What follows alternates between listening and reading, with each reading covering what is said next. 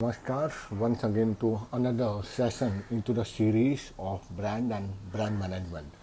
और आज हम बात करेंगे एक और क्वेश्चंस बहुत ही किसी ने बढ़िया पूछा है। Should I trademark my upcoming business name? So hi Rohan. So it is also one of the important question कि अगर मेरा ब्रांड नेम मैं रखता हूँ, बिजनेस नेम रखता हूँ। क्या वॉइस नहीं आ रही है? क्या बात है यार, समझ नहीं आ रहा। यहाँ तो वॉइस पूरा है रोहन। हाय मयूरेश। वॉइस तो यहाँ पे पूरा है। मुझे लगता है कि पूरा होना चाहिए। मयूरेश, आपको भी वॉइस मेरी नहीं आ रही है? आवाज़ शिव, मुझे समझ नहीं आ रहा है। ठीक है मयूरेश, क्या आपको भी आवाज़ नहीं आ रही है? मयूरेश, क्या आपको भी आवाज़ नहीं आ रही है? हाँ कि ना, क्योंकि ये दोनों ही बोल रहे हैं। तो आई डोंट नो इसमें क्या इश्यू आ रहा है। कल भी किसी ने कहा था। So I am just trying to sort it out. ठीक है कि कहाँ इशू है। Hi Rohan. So I am just starting again with one more. I can hear you clear. Thank you Rohan for a confirmation. So today's my topic is after making the अभी तक नहीं थी। Okay. Thank you Shiv Pratik Avasti. So the important topic again, it is very small topic I am taking on the Instagram live. The reason कि हम business में ये सारी चीज़ें भूल जाते हैं एंड लेटर ऑन जब कॉम्प्लिकेशंस आते हैं तब हमको लगता है ये पहले किसी ने क्यों नहीं बताया। So should I trademark my upcoming business name और नॉट? ब्रांड नेम लेने के बाद, बिजनेस नेम लेने के बाद बहुत ज़रूरी है कि ट्रेडमार्क करना चाहिए या नहीं करना चाहिए। ये एक महत्वपूर्ण मुद्दा है। Now there is a two way, either you do it either you don't do it, both having the pro and cons. दोनों का प्रो एंड कॉन्स है। पहला लेता हूँ, अगर मैं ट्रेडमार्क करवा लेता हूँ अब मैं बिजनेस नेम का, जो भी मैंने बिजनेस नेम रखा है, ठीक है। तो अगर मैंने बिजनेस नेम रखा है, मान लो Nirav Hingu solutions private limited, it's a private limited company, तो क्या मुझे करना चाहिए बिजनेस नेम को रजिस्टर? फर्स्ट कंडीशन में हाँ, दूसरे में ना। अब पहले की प्रो एंड कॉन्स देख लेते हैं। If I register my company as से for example Nirav Hingu services private limited, ठीक है, तो उसमें क्या हो सकता है, कोई बाद में मेरे ब्रांड नेम को लेकर बिजनेस कर नहीं सकेगा। ठीक है, तो एक एडवांटेज है। It is IPR, intellectual property rights, तो wherein people can not sell my services into my niche. If they do it I can sue them to the court.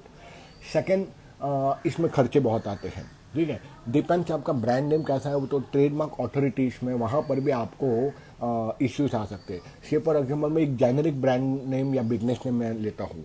For example अब मेरे पास ये रुद्राक्ष है, ठीक है, तो मैं डालता हूँ Shiv Rudraksh solution private limited.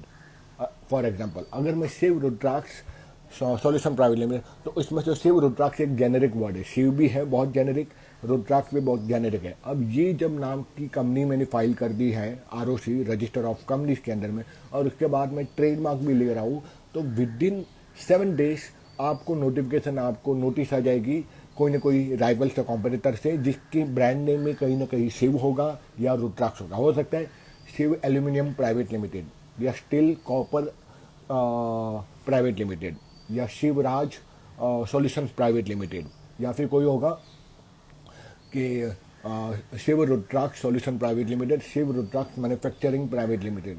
जो जहाँ पर भी ये दोनों जनरेट के बाद कहीं पर किसी की कंपनी में आता, नो मैटर वो दूसरे निश के हो या सेम इंडस्ट्री के हो या कुछ और इंडस्ट्री में हो, लेकिन वो ब्रांड नेम आपको कहीं ना कहीं परेशान भी करेगा। तो इसलिए जब ब्रांड नेम लिया जाता है तो बहुत सारी चीज़ें चेक करनी पड़ती है कि वो डोमेन ऑलरेडी किसी का है कि नहीं, उस इंडस्ट्री में ऑलरेडी वो नीच पे कोई काम कर रहा है कि नहीं, क्या सेम टर्म है, फिर कल जाके आपके ऊपर केस ना डाल दिए। तो इट इज़ वेरी इंपॉर्टेंट। ठीक है, तो इसलिए ब्रांड नेम करना ज़रूरी है। जहाँ ठीक है, हाई संदीप, तो इसलिए बहुत। और दूसरे केस में मैं आता हूँ कि मैं ब्रांड नेम रजिस्टर नहीं करता, तो उसके क्या प्रो एंड कॉन्स है। पहले अगर मैं अपना ब्रांड नेम या बिजनेस नेम रजिस्टर नहीं करता तो उसमें एक अच्छी चीज़ है कि मेरे पैसे बच जाएंगे ऑब्वियसली, ठीक है। पर उसमें प्रॉब्लम ये आ सकती है कि अगर मैं मान लो 1 साल 3 साल 5 साल बाद ग्रो कर लेता हूँ, my company is into the crores of business after starting from solopreneur to a big company to unicorn, और मैं वो ब्रांड नेम मेरे इंसेप्शन से लेकर अभी तक मैं यूज़ कर रहा हूँ, और फिर अचानक से मुझे एक दिन नोटिस आ सकती है कि भाई आप ये ब्रांड नेम यूज़ नहीं कर सकते कि ये ब्रांड नेम मैंने रजिस्टर किया है 20 साल पहले। एक फार्मा कंपनी है, मैं नाम नहीं लूँगा, उनके साथ यही हुआ था। They are into the manufacturing and in trading part, और उनका एक बहुत बड़ा कैल्शियम ब्रांड है। तो क्या हुआ था, उन्होंने उस ब्रांड नेम को बहुत पैसा कमाया, करोड़, 1 करोड़ का तो आई थिंक वो ब्रांड था, 100 करोड़, सॉरी नॉट 1 करोड़, 100 करोड़ का तो वो ब्रांड था। लेकिन कुछ साल बाद, 15-20 साल बाद अचानक नोटिस आ गई, एक कॉमन मैन आपकी मेरी तरह, उसने बताया कि ये ब्रांड नेम तो मेरा है, आप ये कैल्शियम में ब्रांड नेम यूज नहीं कर सकते, ठीक है। Legally he was right. अब कहीं न कहीं लोग छुपे रुस्तम रहते हैं, ट्रेडमार्क ब्रांड नेम का ले लेते हैं और संभाल के रखते हैं उसको, और कोई दूसरा बंदा जिसने ब्रांड नेम या बिजनेस नेम को ट्रेडमार्क नहीं किया है इंटेलेक्चुअल प्रॉपर्टीज के अंदर में, यानी कि वहाँ पर ट्रेडमार्क अथॉरिटी में, तो क्या हो सकता है कुछ साल बाद जब अपनी कंपनी ग्रो कर जाएगी, आप एक बहुत अच्छे लेवल पे पहुँचोगे, फिर आपको एक प्रकार से लीगली ब्लैकमेल होगा, फिर आपको बताया जाएगा ये ब्रांड नेम मेरा है, आप नहीं ले सकते, और अगर आपको लेना है आपको मुझसे लीगली परचेस करना पड़ेगा। वो होता है, और उस कंपनी के साथ यही हुआ, उनको लीगली उस ब्रांड नेम को परचेस करना पड़ा करोड़ों में, तो वो बंदा तो माला माल हो गया, ठीक है। तो इस प्रकार से, और दूसरे एरियाज में मैं भी कभी कभार अपने स्टार्टअप के जो क्लाइंट्स रहते हैं उनको भी जब मैं ब्रांड नेम्स देता हूँ, सारी चीज़ें, सारे दृष्टिकोण जो 360 डिग्री बताता हूँ, ट्रेडमार्क से, डोमेन्स में, ऑनलाइन में, ठीक है, डोमेन मिल रहा है कि नहीं मिल रहा है, ठीक है, कॉम्पिटिटर्स कौन है, सारी चीज़ें चेक करनी पड़ती है, अलॉन्ग विद न्यूमरोलॉजी कि न्यूमरोलॉजिकली वो नेम फिट हो रहा है कि नहीं हो रहा है। तो brand name take a hell of time, ठीक है। तो कुछ लोग आते हैं कि सर बहुत कॉस्टली आपकी सर्विसेज, आपको नहीं समझ में आ रहा है कि इसमें कितनी मट्ठा फोड़ी होती है। अगेंस्ट एज आई टेल कि मैं अपने क्लाइंट को बताता हूँ, सेकंड ऑप्शन में अगर आप स्टार्टअप पे पैसा नहीं है तो आप अभी ब्रांड नेम रजिस्टर मत करो, क्योंकि अगर आपने ब्रांड नेम रजिस्टर किया और खुदा ना खाल से उस नाम की कोई कंपनी निकल गई इंडिया में या इंडिया से बाहर कहीं, तो वो वहाँ ट्रेडमार्क अथॉरिटी में क्लेम कर सकता है कि ये तो मेरा ब्रांड नेम है, तो आपको वापस उसको रिप्लाई करना पड़ेगा, और रिप्लाई करने के लिए आपको ट्रेडमार्क एजेंट की जरूरत पड़ेगी, क्योंकि वो लीगल टर्म्स आपको पता नहीं, और एक फाइलिंग की कम से कम 8 से 10 हज़ार खाली फाइलिंग का लेते हैं रिप्लाई करने के लिए, सामने वाले जो ऑब्जेक्शन लिया है जिसने, तो वहाँ आपके हर 2-3 महीने में आपकी ऑब्जेक्शन रेज होंगी और उसको आपको रिप्लाई करना पड़ेगा। तो आपके एक साल में सोच लीजिए कितने पैसे चले जाएंगे, ठीक है। तो वो भी एक प्रॉइंट कौन सा, अगर रजिस्टर कर लिया और जेनेरिक वर्ड हुआ तो। दूसरा, अगर आपके पास पैसा नहीं है ज़्यादा तो आप मत कीजिए, once you start growing immediately, मान लो आप फिर 5 लाख 10 लाख आराम से कमा रहे, फिर आपको वो 8,000 फी या 20,000 फी या 50,000 फी आपको मायने नहीं लगेगी एक एजेंट को देने के लिए, ट्रेडमार्क एजेंट या जो अटर्नी एजेंट जिसको कहते हैं, जो एक्चुअली लॉयर का ये फील्ड है, ठीक है। तो फिर भी कुछ लोग जो लॉयल नहीं होते, मतलब जिन्होंने लॉशिप नहीं की होती, वो भी एक फील्ड में आ जाते, क्योंकि कोई गवर्निंग बॉडी ऐसी है नहीं जो बता सके क्या क्वालिफिकेशन होनी चाहिए ट्रेडमार्क के लिए। So it is a very important you hire a qualified lawyer who is certified into the work to work as a trademark authority and trademark agency for you, और वो तभी करना चाहिए जब आपके पास इनफ पैसे हो, ताकि ऑब्जेक्शन रेस होता है ट्रेडमार्क अथॉरिटी के अंदर में, तब आप उसको पैसा दे सको पर फाइलिंग का, ठीक है। अगर आपके पास नहीं है तो अभी मत कीजिए, वरना आपके अपने ही जेब से कंपनी स्टार्ट हुई ना हुई आपके जेब से पैसा निकलते जाएगा। तो ये इस तरह से दोनों ही चीज़ आपको ब्रांड नेम में देखनी पड़ती है।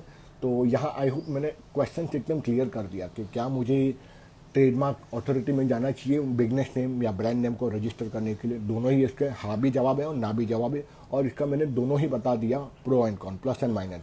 हाँ करते हो तो भी उसकी पॉजिटिव और नेगेटिविटी है, और अगर आप ना करते हो ब्रांड नेम रजिस्टर करें तो भी उसकी पॉजिटिविटी और नेगेटिविटी है। तो ये मैंने आपको दोनों ही चीज़ बता दी है। हाय संदीप, हाय अनिल जी।